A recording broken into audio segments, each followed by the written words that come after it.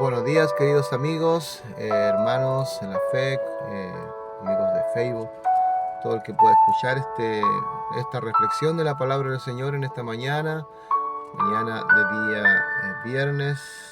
Que el Señor sea con cada uno de ustedes, fortaleciendo sus corazones, animando su vida.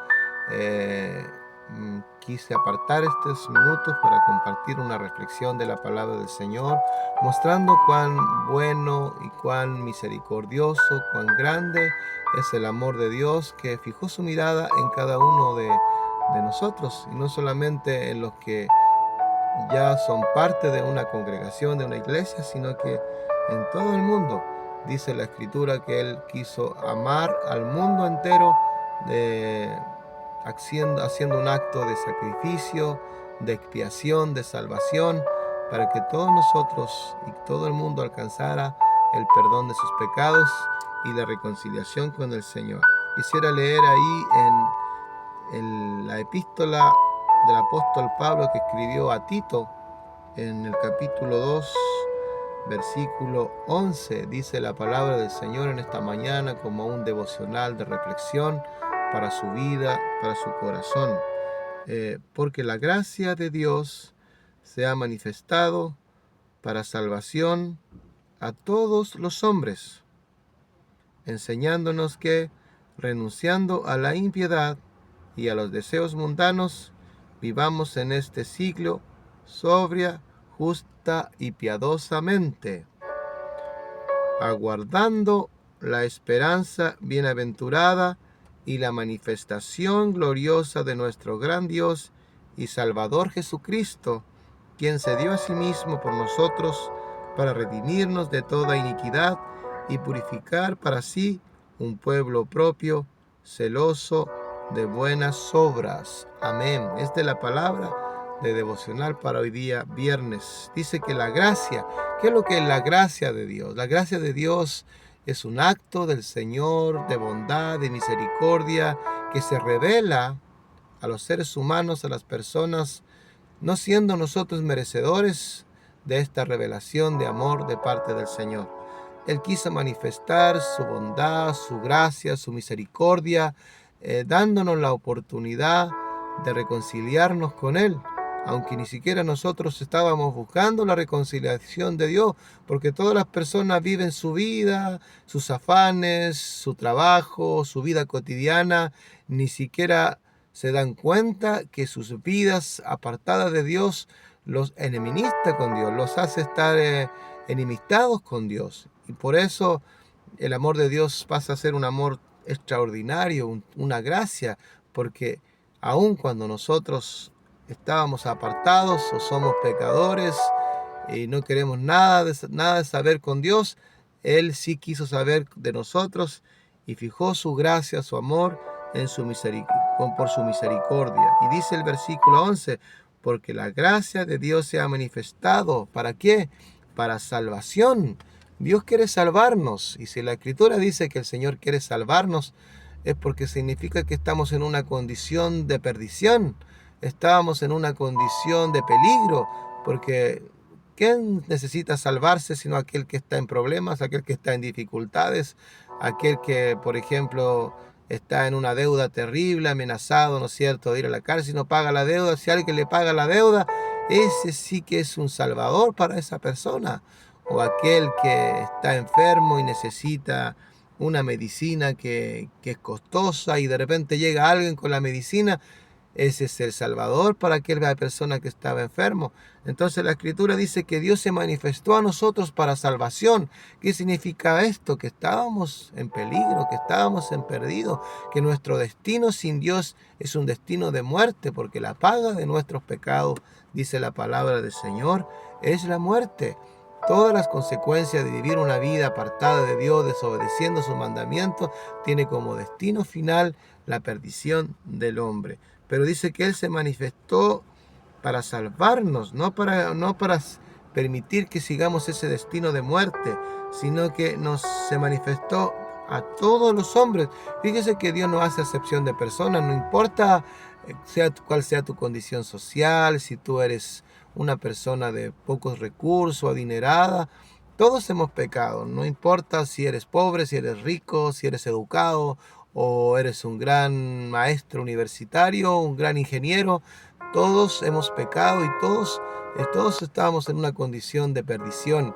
Y la gracia de Dios se manifestó para salvación, no tan solamente a pobres, no tan solamente a personas necesitadas, sino que todos necesitamos ser perdonados y reconciliados con Dios. Algunas personas dicen, no, el Evangelio es para los que son viciosos, los alcohólicos, las personas pobres, ellos necesitan de Dios.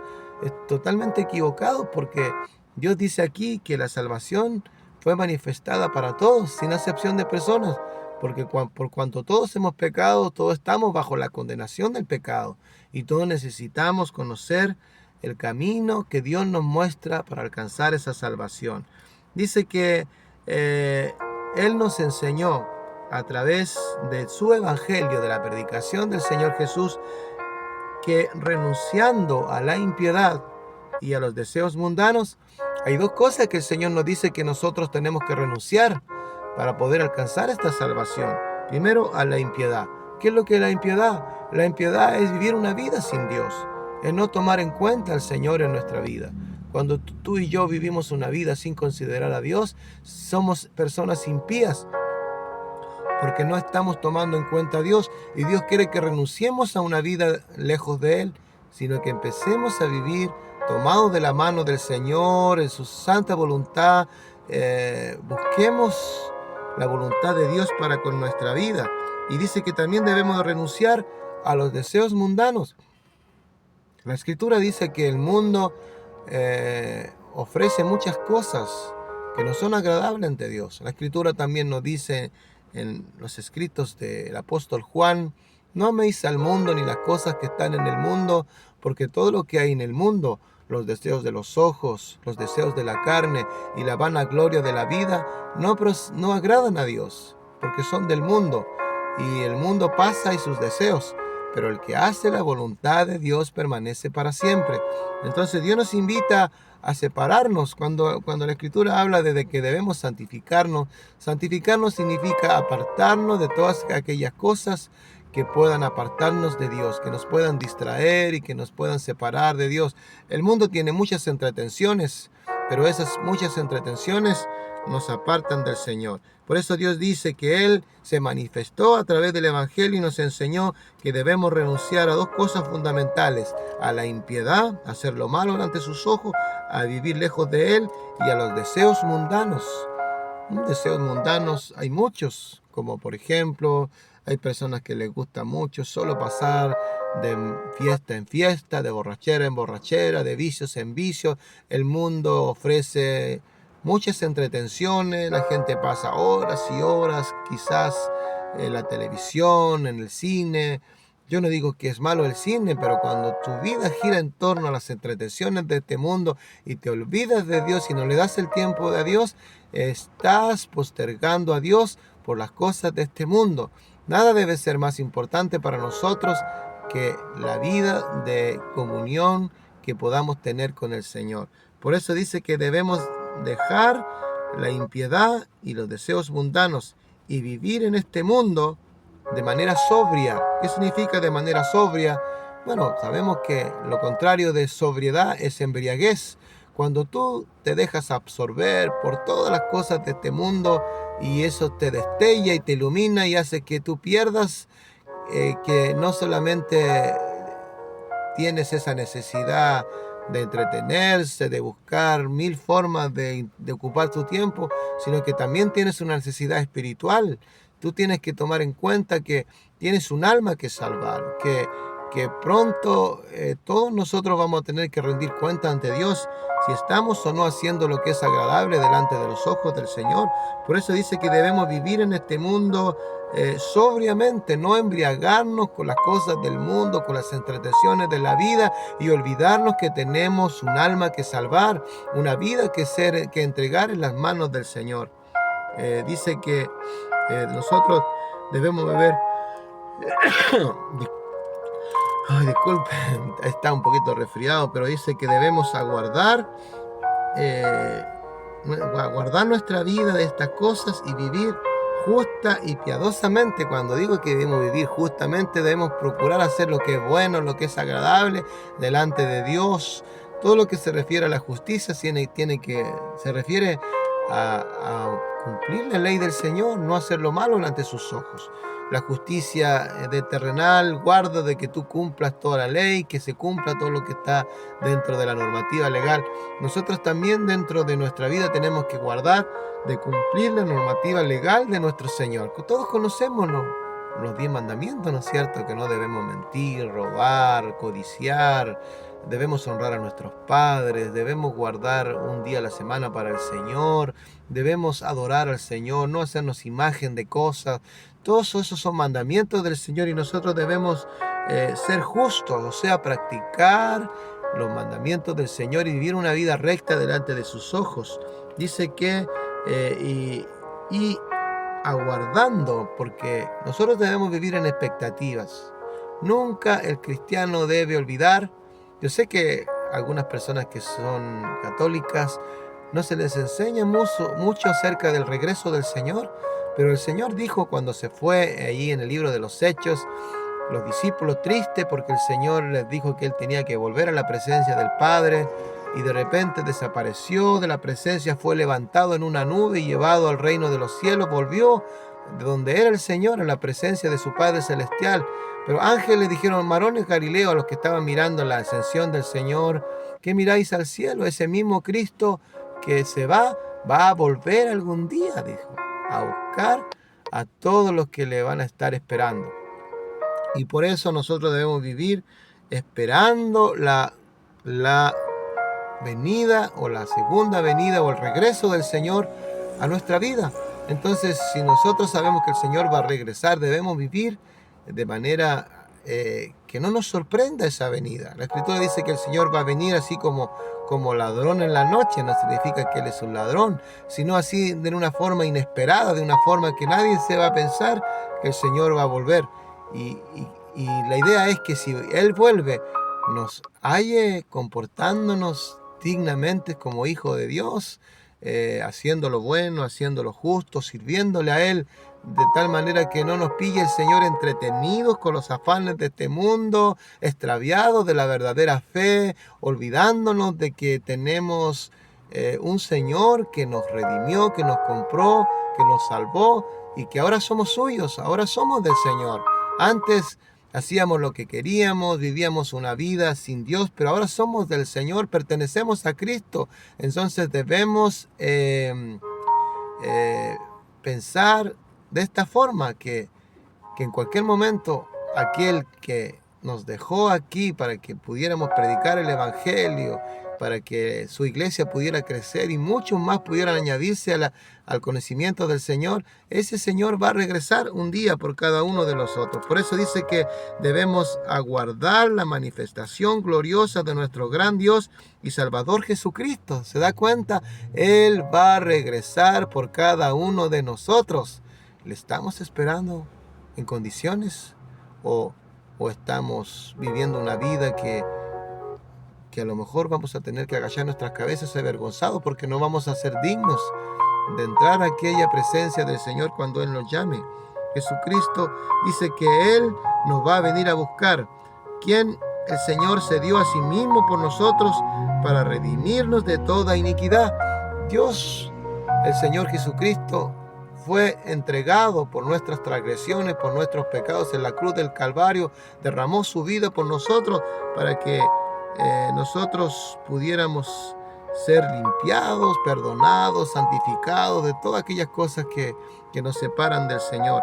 Dice la Escritura que Dios nos ha redimido. ¿Qué significa eso? Que nos ha rescatado de una manera vana de vivir, sin Dios, sin esperanza, y ahora nos ha hecho miembros de su iglesia, miembros de la familia de Dios. Ahora somos sus hijos y que le estamos esperando. Dice que Él se dio a sí mismo por nosotros para que no tuviéramos que ser condenados, con el resto de las personas que no quiere creer en Él, porque la Escritura dice que el que cree en el Evangelio será salvo, pero el que no cree ya ha sido condenado. Entonces dice la Escritura que muchos son los que van por el camino ancho de la perdición, porque no han querido creer, no han querido renunciar al mundo, no han querido renunciar a la vida de pecado y entregarse para servir al Señor de manera justa, correcta y santa delante de sus ojos. Es posible hacer esto si nosotros confiamos en el Señor, porque el Señor no nos deja solos jamás. Desde el momento que tú te decides volver a los caminos del Señor, el Espíritu Santo está contigo, te da la fuerza, te ayuda.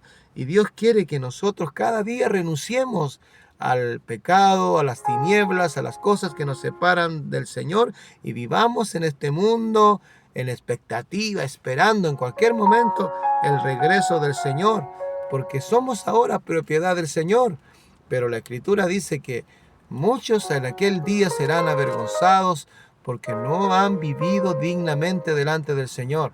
Entonces, ¿para quiénes es la promesa de la redención y de venir a buscarlo? Es para aquellos que se mantienen obedeciendo al Señor de una manera que le agrade a Dios. Entonces, para que podamos vivir de forma que le agrada a Dios, tenemos que vivir en oración, leyendo la palabra, congregándonos como iglesia.